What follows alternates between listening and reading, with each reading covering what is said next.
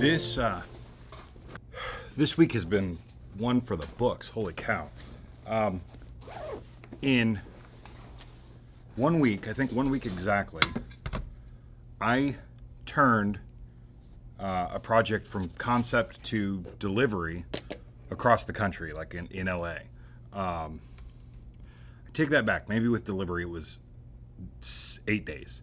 I feel like concept was delivered on a Thursday, and the next Friday it was delivered, the project. That's why the studio is still a mess. Like, it was just production nonstop. I'm incredibly fortunate that my parents were in town this week. They were able to help with assembly. This was a crazy project. So what it was, PartySlate.com, you should check it out. I have a listing there. It's a great place to find vendors for parties. And my friend Rhee. Jason is hilarious and talented and brilliant, and he didn't pay me to say any of those things. I believe them, and I have been wanting to work with him for a while, and this opportunity came up. He's throwing a party for PartySlate at the Kimpton Lapeer Hotel in LA, in West Hollywood. So Jason provided me with this. That's the inspiration that he provided me with. That pin in particular right there, well, I have that pin saved like 3 or 4 times on my own pin board. Now, if you haven't heard me talk about it before, I have a very strong love-hate relationship with Pinterest. When you pin other parties, other weddings, other celebrations, other brands, and use that as your main source of inspiration for your own work, you've already lost. You should be pinning the things that you find inspiring in your own life. That photo of ceramics, I absolutely loved. There were 2 or 3 others that Jason had pinned, or Jason had put in here, that I loved and had already seen and kind of tucked away in my back pocket. So I took Jason's inspiration here and got to sketching. I had a concept in mind. Yeah, dude, holy cow, this is the first time I've looked at my sketch since like the day I sketched it. So this is not the entirety of how I would normally send a proposal to a client, but we didn't have time to go through the formality of the full proposal, so I just sent Jason this sketch. There are a couple tenets that I live by in the stationery that I create. The number one being the holy moment. I want something that stops people in their tracks, and so I thought I wanted to create a case out of paper that the actual invitation sat inside that case. And I wanted it to be interactive and overlapping and all this kind of stuff.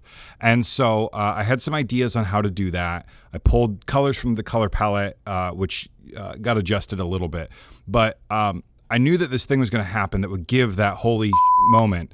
And I wanted then to make sure that we created a piece that becomes a keepsake, because no one's going to keep your logo. No one's going to keep your monogram. No one cares about you. They care about how you make them feel. I wanted the case of the invitation, the sleeve, to be something with a quote of some sort. I wasn't sure what yet, but something that made that whole piece a keepsake with the invitation hidden inside. This pink piece was attached to the bottom. This purple piece was attached to the top. They all overlapped. And then I wanted to put an insert in here on the invitation, just kind of to create a little bit more visual interest. And that came back to bite me later.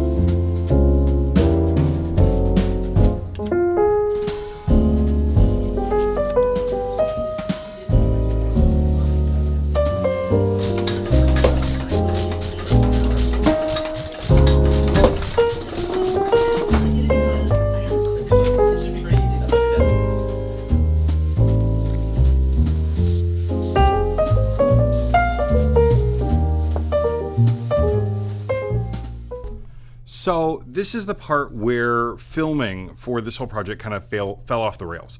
Not all of it. I caught a couple other parts, but there were some things, you just get deep in production and filming the process.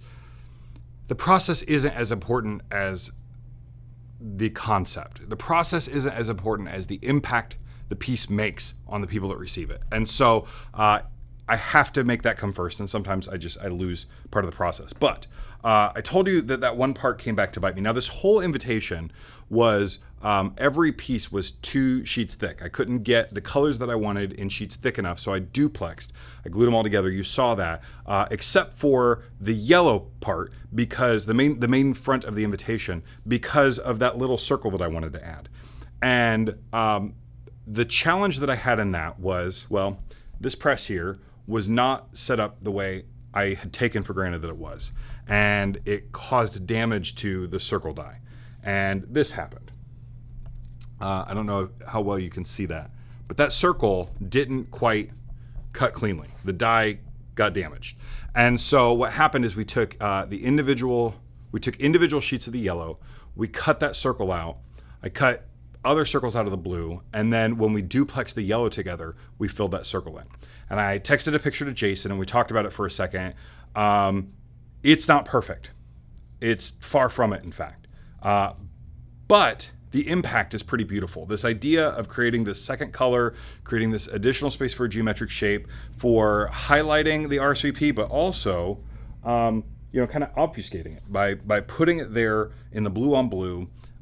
It just felt right, and we felt like the concept was more important than perfection. Now, let me be clear. If I had any more time, I would have stopped what I was doing, ordered a new die, and started over. We did not have that time. So our only other option would have been to go all yellow on the front.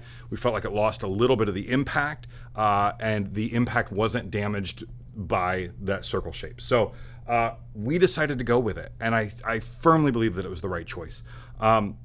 There are times, there's this funny thing that happens when I'm working on a project like this. I don't always know how it's exactly going to end up. I can see a vision of what it should look like. I can think through the order of operations, and I can get us almost there. But I have to tell you, there was this moment in this process where we got to the end. Well, let me show you how it was all put together, and I'll tell you why. So once I had printed this, the main invitation, did the cut, did the duplex, and did the print, then I die cut that out of this shape. This was actually the yellow and the pink. I've just got a yellow one here, but it was the yellow and the pink together. I die cut that out, and then I trimmed the invitation just a hair smaller so that it would float inside this shape. Then, this is where it gets a little crazy. So this was the back of the invitation in purple, and this was the front in blue. And this is the sleeve for the invitation. And it's the same die cut here, this shape here, which doesn't quite go all the way to the edge. So I've got the front and the back. Then I took that piece in the middle and I glued all 3 of them together. Now, there was all sorts of complicated jigs that had to go into it because, like I'm often want to do, on short runs, I use 3M Super 77. It's how I duplex a lot of things. But the problem is overspray and all that kind of stuff, because I took this invitation, which, by the way, invitation on one side, sponsors on the other. How cool is that? I put that inside this sleeve and then glued it all together. So I actually trapped the invitation inside the sleeve, glued it all together, and then I took these die cuts. You saw me cutting the green ones, and I cut the pink ones too. I took these die cuts, which are double thick, I don't know, and glued them to the front, but I had to create a jig for that. So that jig was this, and I had to do one for every single invitation. And that looked like this. Well, this one's actually already been trimmed, so the whole sheet went out to here. So not only did this jig help me align the green piece and the pink piece, it also provided padding, because I've got these pieces that are floating over the top of the invitation, sticking up over it. And in the cutter, when you're clamping down, you can't have gaps. And so I had to fill in that space. So I used this as both a padding and a jig. So then I stacked a bunch of those up in the cutter. At this point, I've got the invitation glued inside the sleeve, trapped in there, like locked in place. And then I've got these 2 little pieces glued on top. Got this jig on top that serves as padding. Put it in the cutter, cut all 4 sides off, pull it out, and magic happens.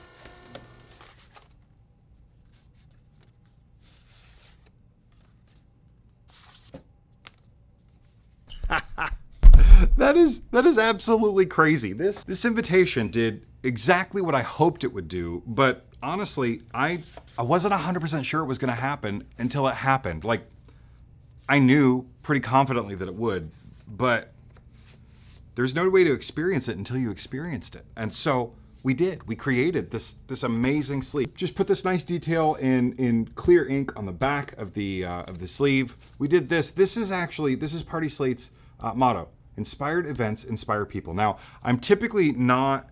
I typically don't encourage my clients to put like something about them on the keepsake part of an invitation, but this is already about PartySlate's people. Like, this is for their people. So if you are a party planner or a caterer or a DJ, this it matters to you. Inspired events inspire people. This is why you're in the business. So this works. But the idea is you take this thing apart and that pops out of it. For the love was this quote that Jason used as inspiration for the whole thing. And all the sponsors on the back there, I'll show you those in a minute. But the impact of this piece was insane. Now, I will say one thing. Hold on. So I packaged them in these clear sleeves. I'm a big fan of adding a clear sleeve to an envelope to keep it safe. We didn't have time to make actual envelopes, and we would have had to custom make them for them to be really interesting. So instead, I did this sleeve that wraps around front and back. But one of the things that happened was, as I was finishing these up, I started handing them to my neighbors really here at my studio, my locksmith next door and a few other people. And some of them for some of them, it wasn't clear what to do. They were trying to lift up on this thing and they didn't know. And so I realized pretty quickly I needed a little bit of instruction. And so I added this little detail right here to tell people how to open the thing. And I also posted a boomerang and some other stuff. And so hopefully it'll be pretty clear to people what they're supposed to do with it. But the idea is they can open it up, get the invitation, and then close it right back up. And it becomes this piece. It's an 8x10 frameable piece. And really all I'm looking for is that holy moment. I want people to experience this thing. Go, I have to be at this party. I have to experience this thing. I'm pretty sure we accomplished it. And if I have to choose between perfection and that moment, I'm always going to choose that moment. There are some things that I would love to improve about this piece for the next time. If I had more time, I would have done it on this one, but I didn't. And like I said, when you have to choose the thing that's your guiding light. And for me, it's about the impact of that moment, because that's something those people will never be able to throw away. Even if the invitation hits the trash, they're never going to be able to forget the experience of opening that thing, because people aren't doing stuff like that, at least as far as I've seen.